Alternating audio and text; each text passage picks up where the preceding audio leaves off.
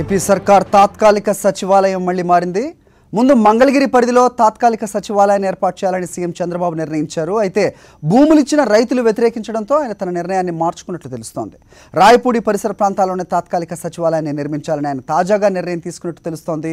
పూర్తి సమాచారం మా కరెస్పాండెంట్ సతీష్ అడిగి తెలుసుకుందాం. సతీష్, టెంపరీ సెక్రటేరియట్ ఏర్పాటుపై సీఎం చంద్రబాబు నిర్ణయం మారడానికి కారణం ఏమని చెప్పాలి? అలాగే అమరావతి టౌన్షిప్లో తాత్కాలిక సచివాలయాన్ని రైతులు ఎందుకు వ్యతిరేకిస్తున్నారో కూడా చెప్పండి. మరి ఆంధ్రప్రదేశ్ రాష్ట్ర ప్రభుత్వం తాత్కాలిక సచివాలయ నిర్మాణానికి సంబంధించి ఇప్పటికే చాలా సార్లు నిర్ణయాలు మార్చుకుంది. ఇప్పుడు మరొకసారి తన నిర్ణయాన్ని మార్చుకుంది.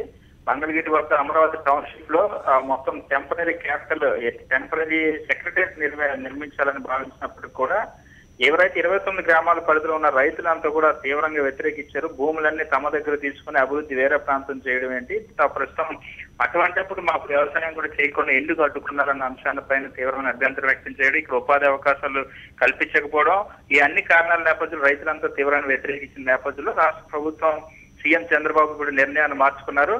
ఏదైతే ప్రస్తుతం తాత్కాలిక సచివాలయానికి సంబంధించి మొత్తం సచివాలయం హెచ్ఓడీలు అన్ని తరలించడానికి 20 లక్షల చదరపు అడుగుల స్పేస్ అవసరం అన్నది ఈ అధికారుల కమిటీ గుర్తించింది, జవహర్ రెడ్డి కమిటీ గుర్తించింది.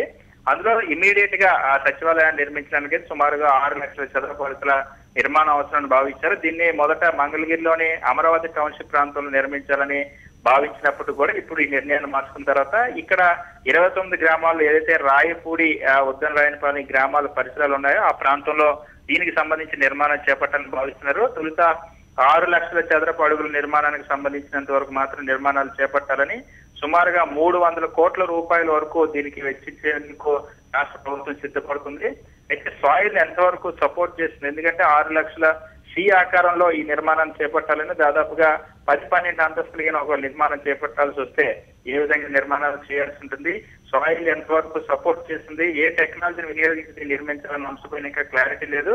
ఎందుకంటే ఇది నదీ పరివాహక ప్రాంతం కావడం, లూజ్ సాయిల్ ఉంటుంది, ఖచ్చితంగా సారా దానివల్ల ఇబ్బందులు వస్తాయని ఒక అనుమానం కూడా ఉంది. దీనిపైన ఈ సాయిల్ టెస్ట్ చేసిందని నిర్ణయించబోతున్నారు. ఇప్పటికే అద్దె భవనాలు నిర్వహించాలి తాత్కాలిక దశలు భావించినప్పుడు కూడా అది బాగా ఎక్స్పెన్సివ్ అవడంతో మళ్ళీ ఈ నిర్ణయాన్ని మార్చుకుంది. మరి దీనిపైన ఎప్పుడు నిర్మాణ బాధ్యతలు చేపడతారన్నది ఇంకా రాష్ట్ర ప్రభుత్వం ప్రకటించాల్సిన అవసరం ఉంది. అది ఓకే సతీష్.